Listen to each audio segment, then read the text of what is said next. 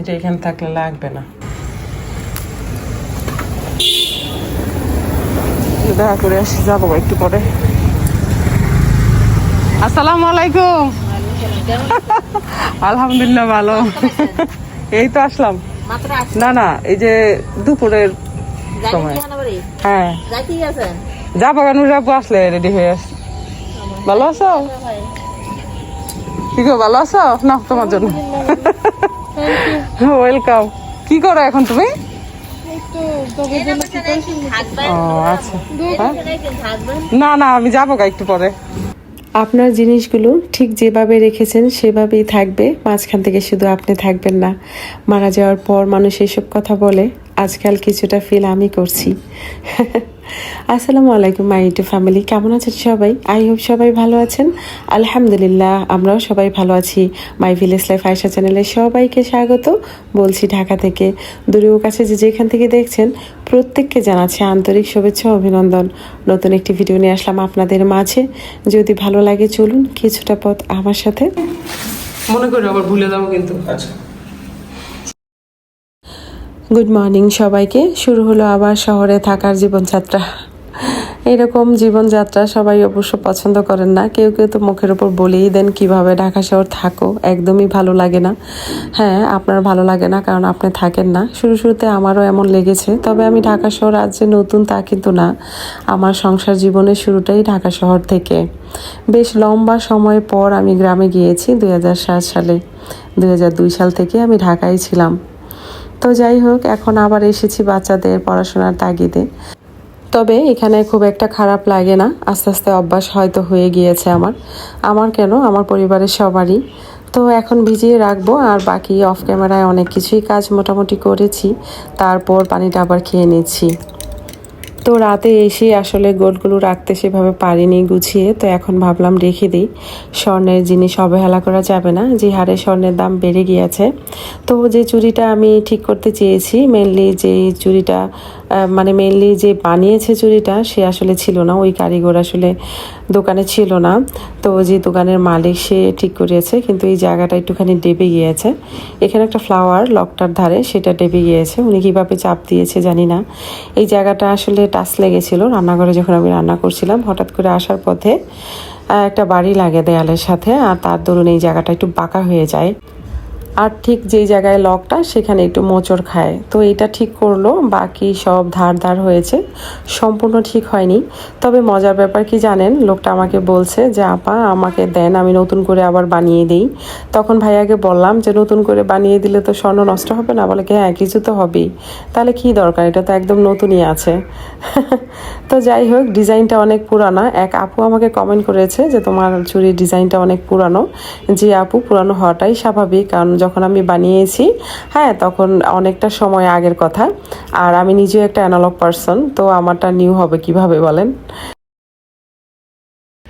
তো এটার পাশাপাশি আবার আমার সাথে যা ছিল ওইটাও ভাবলাম একটুখানি কালার করি, মানে ওয়াশ করি আর কি। তো ওয়াশ করে নিয়ে এসেছি।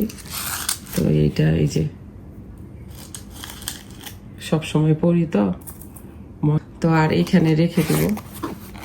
তো একবার ভাবছি যা যা আছে সবই লকারে রেখে আসি, পরে চিন্তা করলাম বয়স তো আর বসে থাকে না, চলতেই থাকে।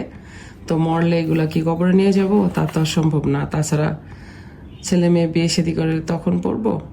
আর যেহেতু বিকেলে হাঁটতে যাই তো স্বর্ণগুলা রেখে যাইতে হয়, হ্যাঁ মানে খুলে রেখে যাই, বিশেষ করে চুড়িগুলো। তো চুড়ি তো ইজিলি খোলা যায়, হ্যাঁ কোনো ব্যাপার না, কিন্তু যখন ব্রেসলেটটা আমি হাতে পরি তখন মনে হয় এই খুলতে ঝামেলা হয় লক সিস্টেম দেখে। তো চুরি হইলে খুলে ইজিলি হাঁটতে চলে যাই, এই জন্য ব্রেসলেটটা আর পরবো না। ঠিক আছে, রেগুলারই তো এটা পরি। এই যে লকটা আবার খুলতে হয়, তো বারবার খোলা ঝামেলা, আর একা খোলাও যায় না। ঠিক আছে, এই জন্য ব্রেসলেটটাও রেখে দিব। লকারে থেকে লাভ নাই, মাঝে মাঝে মন চাইলে পরা যায়, তাই না? যে হারে গোল্ডের দাম 1,65,000 মেবি নাকি। এটা আমার অনেক পুরানো, এটা মাইশামণি পরতো, এখন মাইশামণি অন্যটা পরে, এটা পরে না। তো এগুলো রাখতে গিয়ে আমার মনে পড়লো, এখন ভাবলাম যেহেতু ইউটিউবিং করি, যা পাই তাই তো ভিডিও করি, তো এটাও রেগুলার পরতাম, এখন আর পরি না, এত ভালো লাগে না। এই দুইটাই পরি, দুইটাই ক্যারি করতে এখন ঝামেলা লাগে। মাঝে মাঝে খুলে যাই যখন রাত্র হয়ে যায়, বাইরে যাই, আর খুলে গেলে আমার আবার অভ্যাস খারাপ, যেখানে সেখানে রেখে দিই। কিন্তু আরেকটা ছিল, হাতের রিং ছিল, ওইটা খুঁজে পাচ্ছি না, এই জন্য আসলে আরও টেনশন লাগতেছে। আলমারিতে আছে হয়তো কোথাও, একটু এখনই দেখি, নইলে মাথা ব্যথা করবে আমার। ফাইনালি অনেক খোঁজাখুঁজির পর পেলাম। এটাও সবসময় ব্যবহার করতাম। তো এই যে এই জায়গাটায় থাকতো আর কি, ফাঁকা জায়গাটা, এখন মনে পড়লো এই জন্যে। ড্রয়ারের চিপা থেকে পাইছি। বললাম না আমি একটা জিনিস এক জায়গায় রাখতে পারি না, এটা আমার সমস্যা বলতে পারেন, ব্যাড হ্যাবিট। এটাও তো পড়ি, একদম খালি থাকা যায় না। আর এই দুইটা পড়ছি, আর এটা তো মুক্তার, ময়লা হয়ে গেছে। এটা প্রবাল পাথর, এই দুইটা সবসময় থাকে আমার সাথে। আমার ফিঙ্গারিংয়ের মধ্যে এটা আমার মোস্ট ফেভারিট বলতে পারেন।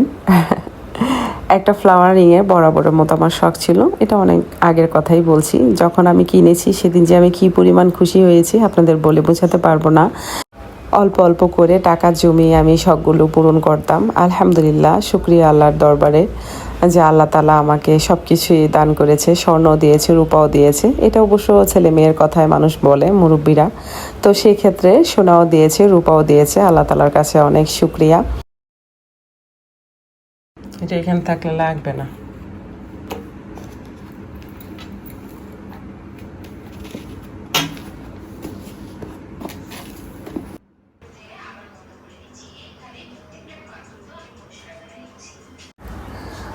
আজকে প্রথম যারা ভিডিওটি দেখছেন, ভিডিওর কোনো অংশ যদি ভালো লাগে, কথা ও কাজ মন ছুঁয়ে যায়, তাহলে সাবস্ক্রাইব করে আমার পাশে থেকে যেতে পারেন। আর অলরেডি এই কাজটি যারা করেছেন অসংখ্য ধন্যবাদ, মন থেকে দোয়া ভালোবাসা।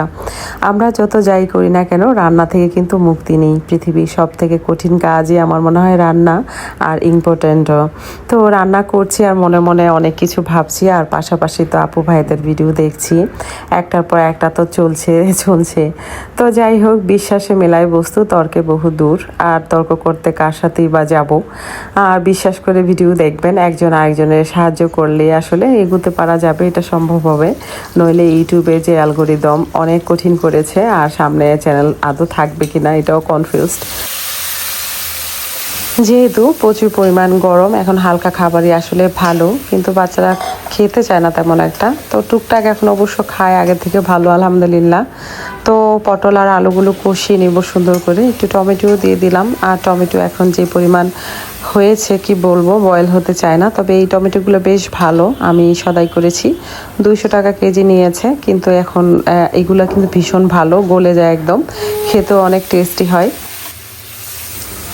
পাশের চুলায় বসিয়ে দিব ভেন্ডি। তো তার জন্য পেঁয়াজের সাথে কাঁচামরিচ দিয়ে ভালো করে একটুখানি নরম করে, পেঁয়াজটা একদম ব্রাউন করিনি, কাঁচা কাঁচা ভাব যদি উস্তাতে বা ভেন্ডিতে থাকে আমার দেখতে ভালো লাগে, খেতেও ভালো লাগে।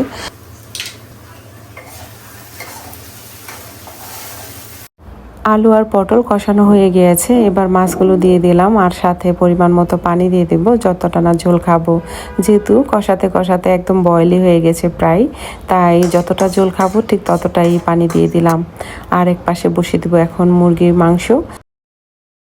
তেলটা গরম হয়ে যাওয়ার পরে পেঁয়াজ দিয়ে দিলাম, তারপরে আদা পেস্ট, রসুন পেস্ট, পরিমাণ মতো যা যা লাগে, হলুদের গুঁড়া, মরিচের গুঁড়া, ধনিয়ার ফাঁকি, আর সেই সাথে গরম মশলা, সব কিছু একসাথে দিয়ে সুন্দর করে কষিয়ে, ধুয়ে রাখা যে গোস্তটা ছিল সেটা দিয়েও সুন্দর করে কষিয়ে নেব। জানি না কারা কারা এখনও আছেন, যদি থাকেন ভুলে গিয়েছেন লাইকটি দিতে, প্লিজ একটি লাইক দিয়ে বাকিটা একটু দেখার চেষ্টা করবেন। আমি যে ঝোলের তরকারিটা রান্না করেছি তাতে দিয়ে দেবো এখন ধনিয়া পাতা। ধনিয়া পাতা দিলে সুন্দর একটা স্মেল আসে তরকারিতে, আর সেই স্মেলটা আসলে ভীষণ ভালো লাগে। একটু ঝোলও নেব, রান্না আমার ডান। আর এই তো আমার ভাত, আমি বাটিতে নিয়েছি কারণ ভাত যেন কম খেতে পারি তাই,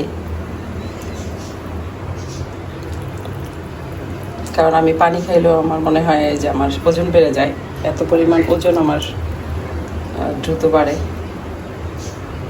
বন্ধুরা, আমার ভিডিও যদি আপনাদের ভালো লেগে থাকে তাহলে অবশ্যই লাইক কমেন্ট শেয়ার করবেন, পাশে থাকা বেল আইকনটি ক্লিক করে দিবেন যেন নেক্সট ভিডিও পোস্ট করার সাথে সাথে নোটিফিকেশনটি পেয়ে যান। ভালো থাকবেন, সুস্থ থাকবেন, নিরাপদে থাকবেন, পরিবারকে সময় দিবেন, আর হ্যাঁ অবশ্যই পজিটিভ থাকবেন। আজকের মতো এখানেই রাখছি, দেখা হবে নতুন কোনো ভিডিওতে। আল্লাহ হাফেজ।